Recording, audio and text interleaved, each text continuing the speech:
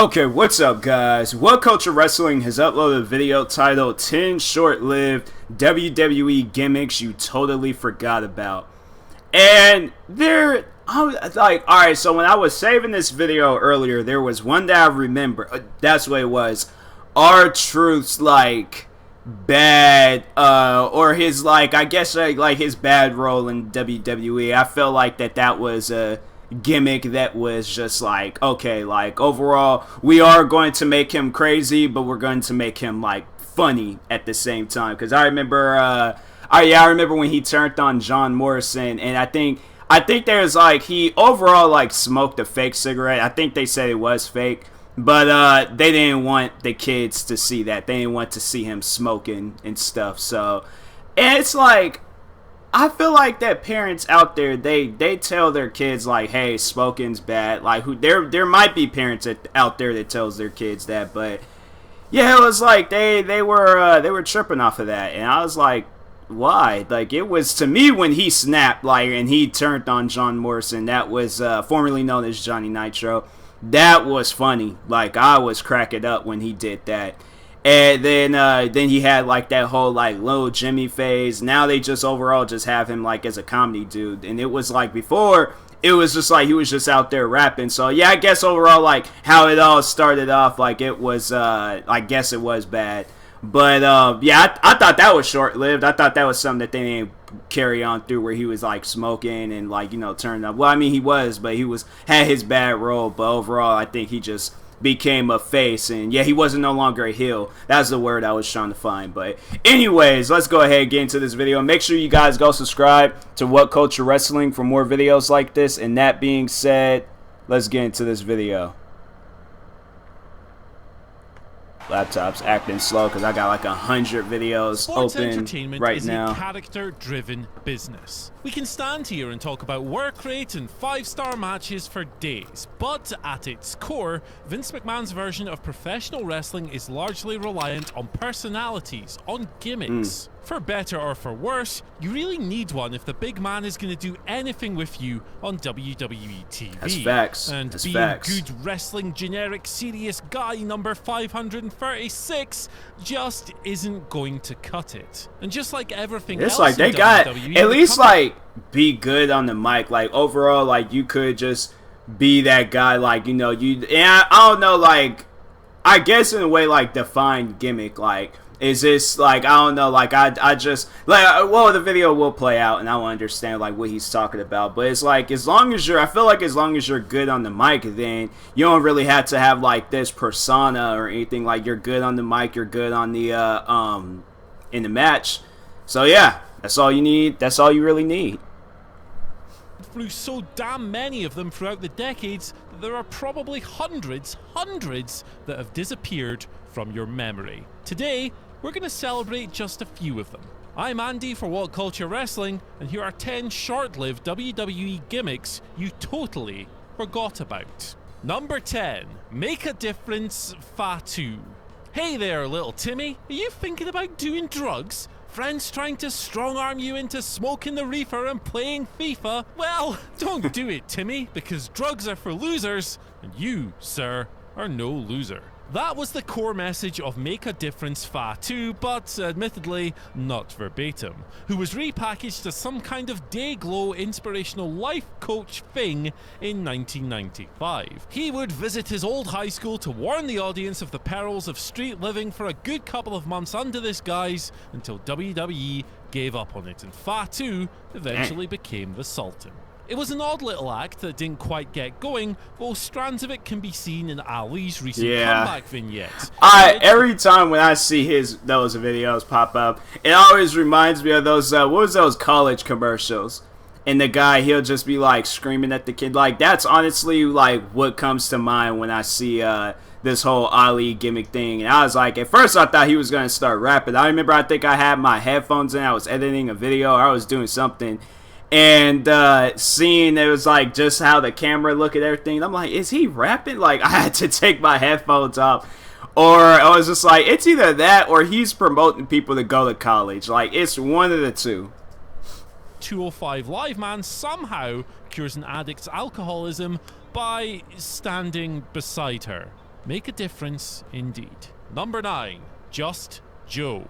If you were paying attention to Sunday Night Heat in 2000, you'd have caught journeyman wrestler Joe E. Legend fanning around backstage as Just Joe, an odd locker room informant who deliberately feeds straight up lies to other wrestlers just to stir the pot, much like I do here in the What Culture office. This didn't go too well for him.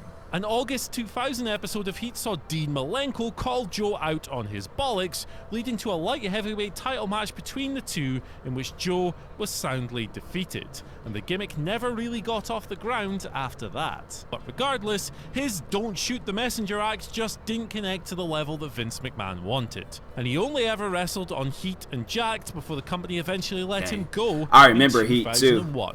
Number 8. I think it's like when I started watching it, then that's when it was like it was reaching its final days. I think it might have been like the next year or the couple of years after I started watching wrestling. Then that's when they took it off the air. Who knows? It might have been a little bit longer, but yeah, it's just like after a while. Then I remember they did like a recap of Monday Night Raw and Saturday nights. Like it was like, or like Saturday mornings, like 3 a.m. or something like that. There was like a lot of things that they had going on that it's just like no longer there now. It's like it's WWE is honestly like did a 180 on us. It's a completely different company.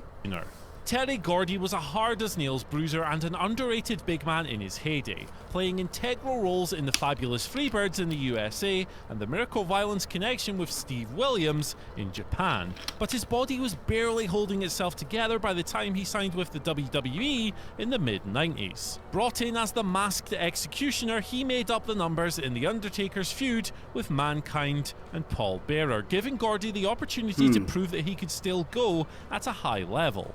Unfortunately, that just wasn't the case, and he was gone after a single pay-per-view match. He fell to Taker at In Your House 12 and was then let go after falling to gold dust on a January 97 episode of Superstars, having come to Vince McMahon's promotion way too late in his career with way too much wear and tear on his body to make an impact. And admittedly, the dumb gimmick didn't exactly help matters either. Number 7, Key. That's crazy. It was like only one match and that was it. That time him and New Jack almost killed themselves when they fell off a scaffold. I think I remember I seen like a clip of that. I remember when I started watching WWE, that was like one of the clips I seen. Attitude Era fans. Cause that guy like just straight up like erupted through the like stuff. Like it was like some tables. Grimes was he a wasn't big okay daft drug overall. dealer who teamed with Droz and Prince Albert, a man named after a Bobby piercing lest we forget. And he was going to feud with the Godfather, a pimp. That obviously sounds stupid in 2019, but this was exactly the kind of wackiness that WWE's mid-card used to thrive on. But it all came crashing down and presumably started hurting inside when the Godfather was injured. This effectively meant the end of Key, who was advised to go to ECW for further seasoning, joining the Baldies faction, which, coincidentally, is currently enjoying something of a renaissance between Simon Miller, Jules Gill, and myself. That being said, though, we're not taking those scaffold bumps. Oh, no, no, no, no, no. Number 6, Charlie Haas impersonator. Oh, yeah. Both Charlie Haas and Shelton that. Benjamin looked great in the world's greatest tag team, but WWE picked up the gold standard as the one with real singles potential, leaving Al Chaz scrambling for something to do. A reunion of the tag team ended with Benji being sent to ECW in late 2007. A few months later, Haas finally found his solo niche, becoming a fun mid-card curio as an impersonator. That was in 2007? It was genuinely funny. I thought that was like, cause not like it might have been. I thought that was like a few years, like, cause I thought it was like maybe like 9, maybe 10. I honestly can't. It might have been 2007, but it was. I know it was around the time I think Dolph Ziggler was like making a name for himself, and so like when he just got signed to WWE. So dang, Dolph Ziggler, I think he's been in the game for a while, but it was like when he, I guess, came. I don't know, but it was 2007. Dang, it's been a long time since I've been watching wrestling, so it might have been like during that time. But just like looking at the background, because I remember they added that like 2 years like after I started watching wrestling, and so maybe I don't know. bigger stars. From Steve Austin and Bret Hart to JBL and Jim Ross, nobody was safe from his banter. And it was genuinely he did Kane, I think, one but time. It didn't last. WWE binned the gimmick when Haas was reborn as a super serious wrestle guy in May 2009. And that was that for him. He was released a year later and hasn't been seen in the company since. Number 5. Abe Knuckleball Schwartz. This Steve Lombardi character debuted in July. A lot of this stuff, it was like before my time. Actually, before I even started watching wrestling. The jobber best known as Brooklyn Brawler. It was like the time I should have been watching wrestling. WWE shows were causing shrinking crowds at baseball games, and it was all part of the promotion's no off-season branding. Perhaps it shouldn't come as a huge surprise to learn that the gimmick didn't last. I mean, look at him. But WWE went all in on the baseball theme, even having him come out to a some weirdo baseball Take Me wrestlers out there. Game. Regardless, Lombardi just kind of lost a lot of matches as Schwartz, as he always did, and reverted to the Brooklyn Brawler once the MLB's issues were resolved. Baseball resumed.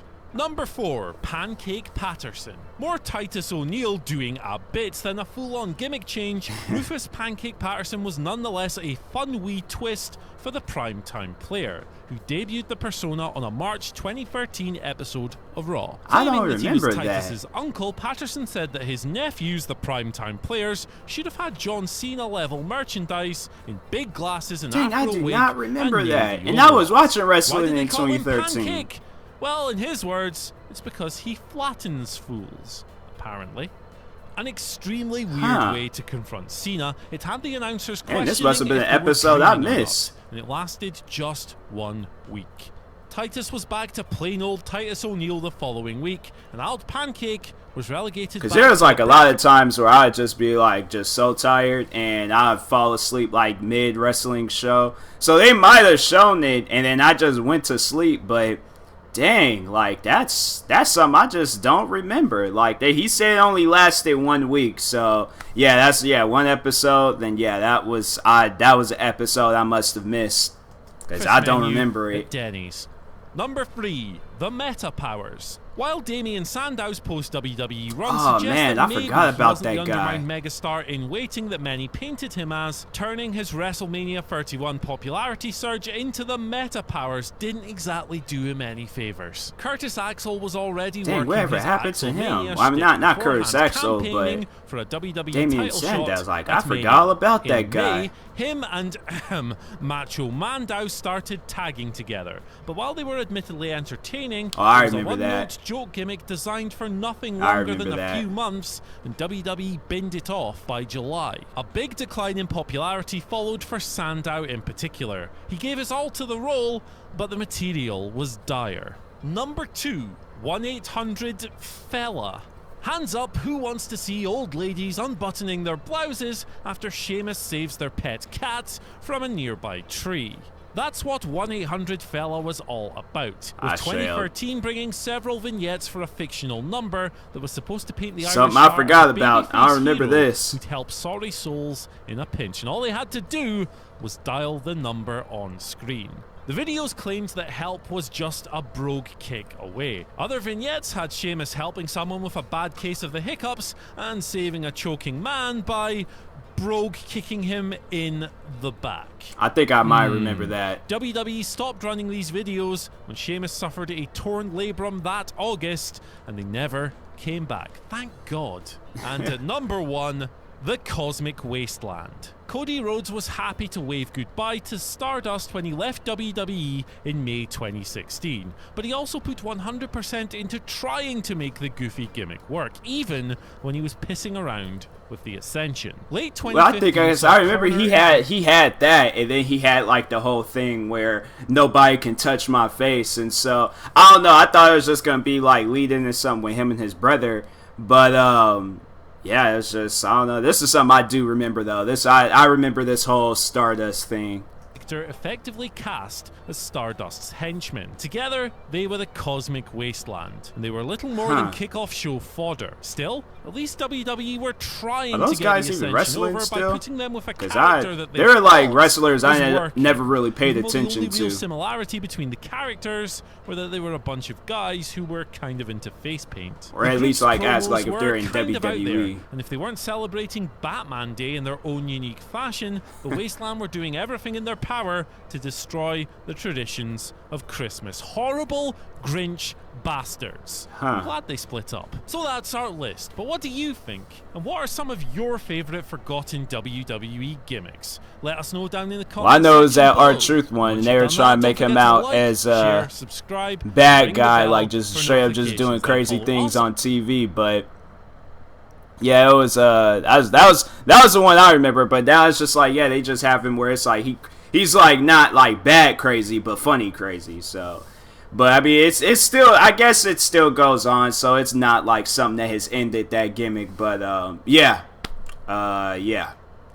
But yeah, these ones, there were some good ones. There was a lot better I came up with. I could have probably remembered some, but I was just not thinking. But anyways, yeah, good video, What Culture Wrestling. Definitely stuff. There was like, yeah, there was things I forgot about. And it was like, yeah, Damien Sandow. That was like, that's the one that tops the list. Like, it wasn't even a gimmick. It was a wrestler. And I'm like, man, that guy, he was like, brought some entertainment to the WWE world. Like, I remember he was like, he had the crowd going wild sometimes. So I don't even like, that guy like look that man's name up and see what he's been up to. But anyways, yeah, make sure you guys go subscribe to What Culture Wrestling for more videos like this. Like, subscribe to me too. I will talk to you guys later. Thank you guys for watching, and peace.